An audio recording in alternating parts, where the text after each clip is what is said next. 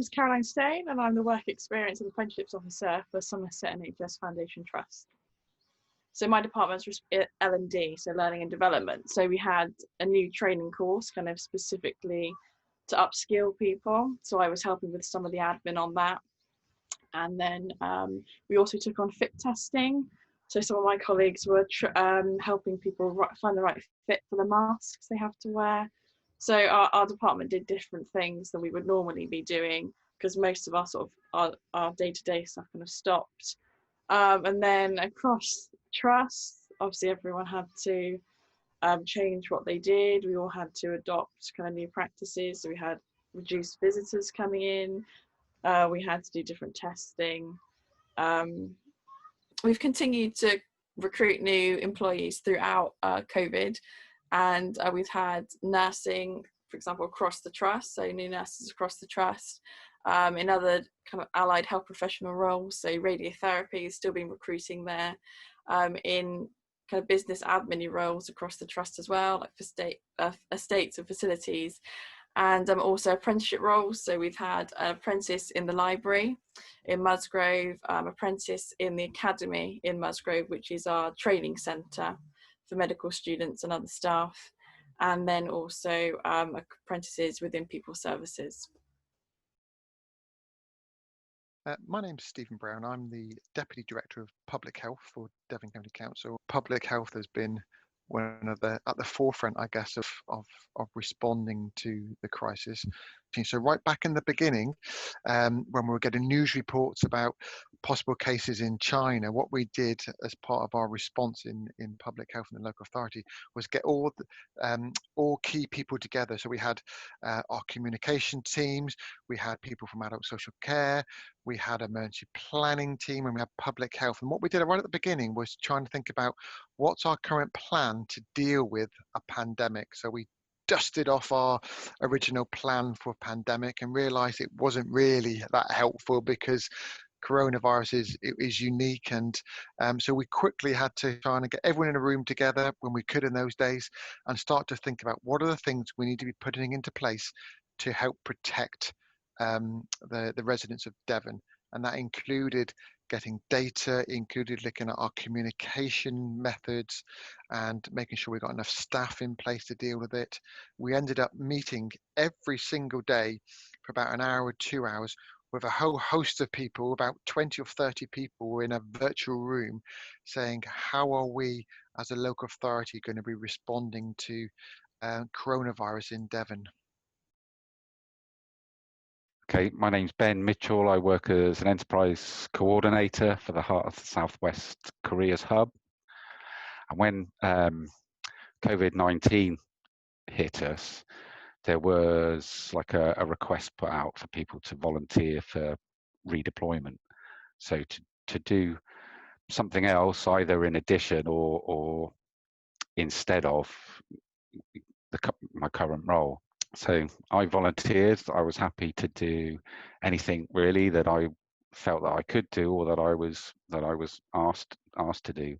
And as it turned out, I had a call from Proud to Care to ask if I would be interested in doing some kind of social care work, and that could have been either in people's homes or in a care home, in a hospital setting, or I guess those are the three sort of main options. I did some fast track care academy training. So I had sort of training in things like, infection prevention and control, food hygiene, sort of manual handling, and a number of other things which would be useful if I was going to be working in a social care environment. So I completed that, and then I had another call to say, would I be interested in working at a place called the Durrant House Hotel in Bideford in North Devon. Well, you might describe it as a kind of like a pop-up hospital. It was designed to be a place where mostly elderly people who had been in hospital, who were ready to leave hospital, but there wasn't a suitable care package for them available in the community. And I said, yeah, I would be interested in doing that. I did have to tell them that I've got no experience in delivering social care in any way whatsoever. But I suppose interestingly, they say, well, we don't really need necessarily people with experience. It was about other skills that you had, and I think that was mostly about maybe how you deal with people. So communication skills, and would you be able to fit in easily into a team. So it was more about those kind of transferable skills than it was about having practical experience. Hi there, my name's Cora Heal and I'm the Early Skills Coordinator with responsibility for leading the Young HPC programme for the Hinkley Point C project. It's been difficult for everybody, but what we've done is we've followed the government guidelines, and we have been really strong encouraging and enforcing the wearing of masks and the working from home and lots of other opportunities for people to be flexible in the way that they work. But that doesn't mean that the project at Hinkley Point C has been impacted at all, and we're still on target and we're still delivering and people are still working on site. We are just taking very strong precautions to ensure everybody is safe. And it's really fun to see how projects are moving forward, even though we are not sat next to each other in the office anymore. My name is Henry Smith, and I am the Business Development Manager at a company called Cosmic. And Cosmic is a social enterprise that helps people get access to digital skills training and all the assets you might need in your day when you want to use a computer or a smartphone. So for Cosmic, our biggest kind of customer group is people who receive training from us. And normally we would give that training in a workshop environment. So it might be in a training room, a college, in a village hall, anywhere. And so obviously we had to suddenly work out how to help people provide necessary training and skills, but without being in the same room as them. So the first thing we did was made sure that our trainers had equipment like this. So a decent camera, a microphone, and access to a Zoom or a Microsoft Teams account or any other version of a video conference. And then we started to turn all our normal training sessions to online training sessions. And the team reacted really quickly. It was fantastic. So my name's Andrew Butler. I'm the Devon advisor for the National Farmers Union.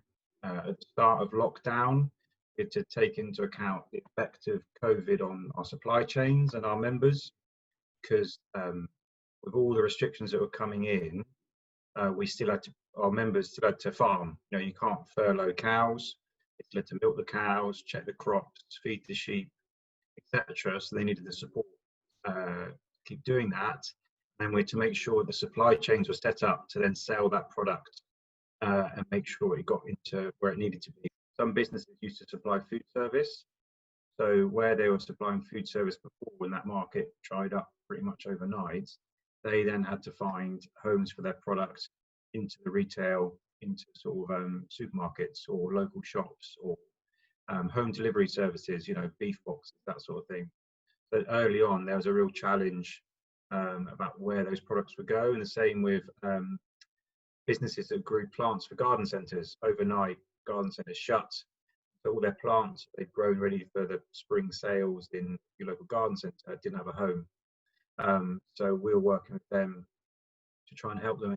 People need food on their plate. We're about 65% self-sufficient in this country, so we do rely heavily on UK farmers to give you milk for your cereal or beef for your beef burgers, etc. And what's been quite reassuring through this, I suppose, is farmers have felt quite valued. We've done some survey data, and in terms of the positivity that the public feel about farmers, it's never been higher in the time we've been doing the survey. So they do feel appreciated, and it's good that same as everyone else is out there working hard, be it the NHS, teachers, or all those other services that are really important. Farmers are doing it, but clearly they're doing it behind hedges, down farm drives, often unseen. But if they weren't busy beavering away, then supermarket shelves would soon start to be quite empty. My name's Jason Blezard. I work as a community hub director in Santander and Newton Abbot. It all happened very fast. We were attending Zoom calls, much the same as we are now, where we were given instructions around what the bank had put in place in order to protect customers, staff, and the teams obviously that work here. It was a balance of trying to make sure that we were safe in branch, as well as our most vulnerable customers, and quite often that is either those people with perhaps disabilities, or indeed the elderly that don't have access to digital services. They were still visiting us in branch to carry out what would normally be their transactions. Those people, I think, sometimes as well, bless them, we're our face for the day, particularly those that might live alone, and therefore, would still come down and see us to have a chat and a bit of a conflab and get to see some familiar faces. But of course, we had to kind of change that almost immediately, and whilst we were still able to serve them, it might have been in a different way. So we might have helped them at our cash machines, or we might have tried to educate them with regards to different ways to bank. And that was really important to us right at that time, so that people were still able to access money to live, or to do day-to-day kind of activities, whether that be shopping or something along those lines. My name's Chris Allen, company trade master. We were told we had to stay home from middle of March, more or less, and we were right in the middle of recruiting new apprentices. And we'd normally do that through face-to-face interviews and an assessment weekend. So neither of those we've been able to do. So we've had to do all our recruitment virtually, and we used a system called Modern Hire, where we could pose a series of questions and then the apprentices had to film themselves answering those questions. And then we could follow that up with a telephone interview, if you like. It has shown us the benefits of having an online portfolio, and we've been using it for a number of years.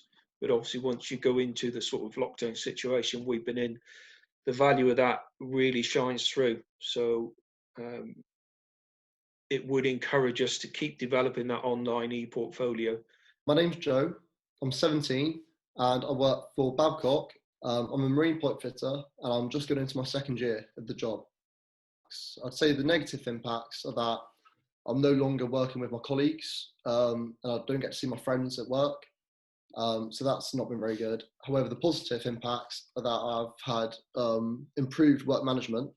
I've had to manage my own time at home. And I've also had to manage what work I'm doing and when. So that's given me more responsibility, which has been quite good. The work has been quite different because in college we've also done a lot of practical work, and at home we've been doing basically more revision and theory. So it's been a complete change, which is also a good thing because it's allowed us to improve for the exams that we have coming up. But it's also been negative because I enjoy practical work. So it's been quite different compared to what it normally has been throughout the rest of the year. Hi, I'm Becca Thurston. I'm the Early Careers Manager at Wessex Water. The coronavirus was a big challenge for us. It hit us just at the peak of our apprenticeship recruitment, where we normally have large-scale careers fairs and assessment days where we'd have 60 or so people in rooms together, lots of practical activities, lots of team working. So we really had to rethink about how we were going to recruit our apprentices, and also what did we want to get out of that recruitment process if we switched it all to virtual, which is what we did. Our apprentices are predominantly outside based. We do have a couple that sit in and are purely office based, but they're very few and far in between. So we've got about 100 what we call entry apprentices at Wessex. So they're new people coming into the business. And they're very much things around repair and maintenance for our supply water or for our wastewater, water recycling operatives. So they look after all of the sewerage works. Production, where they take the raw water and turn it into a drinking water that you get from your taps, and then also things like quantity surveyors, civil engineers, construction operatives, which is the fancy name for labourer, but all of those kind of tasks. And then in the office we do have, and we have had in the past, PR apprentices, business admin, HR, catchment, so a whole range of different types of apprenticeships in the water industry. Our apprentices are based over probably about a 100-mile radius, so trying to keep in contact with them, our current apprentices who are on programme, has been quite difficult. So we have become a massive fan of Microsoft Teams. Usually our apprentices don't get issued laptops because it's not part of their job role, but because of Corona, every apprentice has a laptop at the moment. And actually we're going to carry on that forwards, because what we've seen is it's absolutely brought our teams together. So weekly meetings with our early careers advisor Nancy to look at all sorts of academic stuff. You know, we know Corona's been hard, not just for us who are working, but for our apprentices, some of whom have been sat at home, a lot of them because they share vans and things that, and due to social distancing, they haven't been able to do that. So just being able to keep in contact with each other through Teams, which is like a Microsoft version of Zoom, has been so useful for us. I'm Eva Jeffries. I'm the Early Careers Coordinator at Wessex Water. When coronavirus hit, obviously it was a little bit of a sidestep and we had to take a look at everything it is that we normally do. And at that point, we were in the middle of our apprenticeship recruitment, which this year we had planned all to perfection, and coronavirus decided to ruin that for us. But we managed to respond quite quickly and took a virtual route to do our online assessments for our apprenticeships. As well, a few other programs sort of stopped for us. So as you can imagine, a lot of careers engagement and the physical careers events stopped happening. They all had to be cancelled because of the amount of people that go to the events. And we also run a work experience program, and this was our sort of first full year doing our work experience program, and we'd had everyone booked in, and unfortunately we had to cancel all of those placements that had happened around that time. Hopefully we'll be able to rearrange those placements for those people that have missed out though, but it is unfortunate we've had to close that programme due to coronavirus. I think, especially myself, having an apprenticeship in public relations, I never would have thought that a water company would have a public relations department, but that's because when you're still in school you don't know about the different elements that go into a company. So at Wessex Water you think all utilities and digging up the roads, but there's actually HR, IT, customer service, finance, legal, HR, PR, the list goes on. But I think you just need to understand the different areas that are within a business